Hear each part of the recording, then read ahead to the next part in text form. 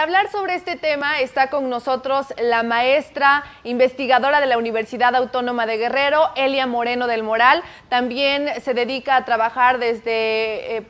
colectivos feministas y también es defensora de los derechos de las mujeres. Bienvenida, maestra. Hola Diana, muy buenas tardes, mucho gusto en estar en este espacio y me parece también importante abarcar algunos otros elementos más allá de todas estas recomendaciones que nos han dado para cuidar nuestra salud originados por este virus COVID-19 y hablar de otras situaciones que se están dando también al interior de la familia, sobre todo en cuestiones de violencia. Creo yo que en este momento, después ya de 2 meses de vivir en confinamiento y que seguramente vamos a estar otros 2 meses, por lo que hoy en la conferencia de prensa de la mañana del presidente López Obrador se planteó, pues seguramente vamos a estar otros 2 meses por ahí confinados. Y hablabas de la otra pandemia, ¿no? Esta otra pandemia que es la violencia hacia las mujeres, que no es una problemática social de ninguna manera novedosa y que no solamente es un atentado, digamos, a los derechos humanos de las mujeres, sino que es un delito. Quien comete violencia, ya sea física, psicoemocional, económica, laboral, institucional y desde luego violencia feminicida que da lugar a que ocurran asesinatos de mujeres calificados como feminicidios, pues desde luego que se castiga y que así tendría que plantearse, ¿no? Tú me preguntas finalmente que qué panorama tengo ante esto. Yo te quiero decir que independientemente de que no estuviéramos hoy en esta dinámica que nos ha obligado este virus del COVID-19, pues en otro momento, de manera, digamos, regular, una mujer que vive violencia tiene instancias a donde acudir,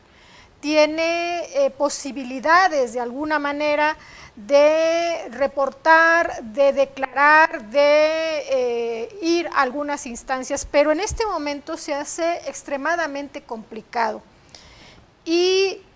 las instancias que atienden la violencia contra las mujeres dan un número que no solamente es a nivel nacional, sino también a nivel local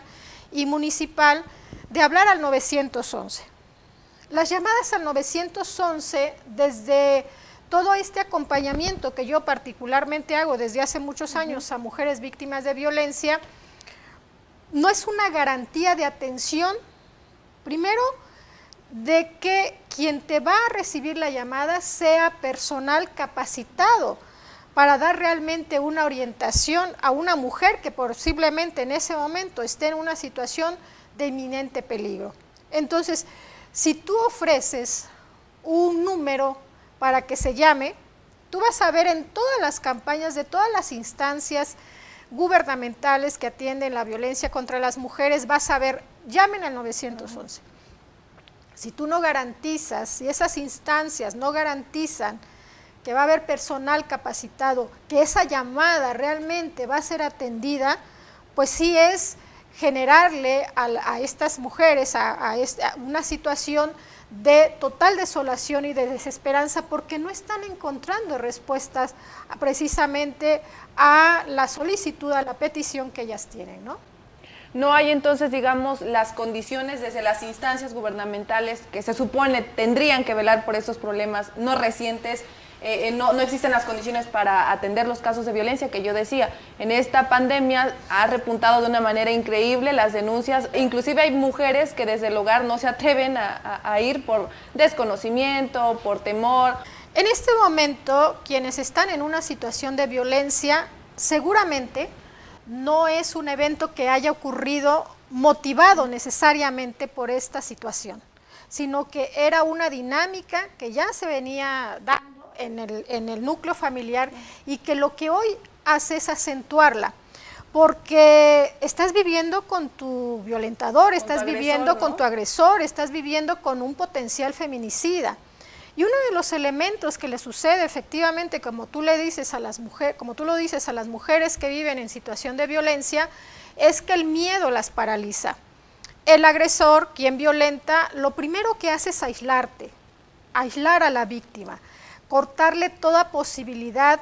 que ella pueda tener incluso de su red de apoyo, porque sabe, o cuando la sabe aislada, sabe que puede controlar mucho más toda esa violencia, puede ejercer con mucho más impunidad toda esa violencia hacia ella. Entonces,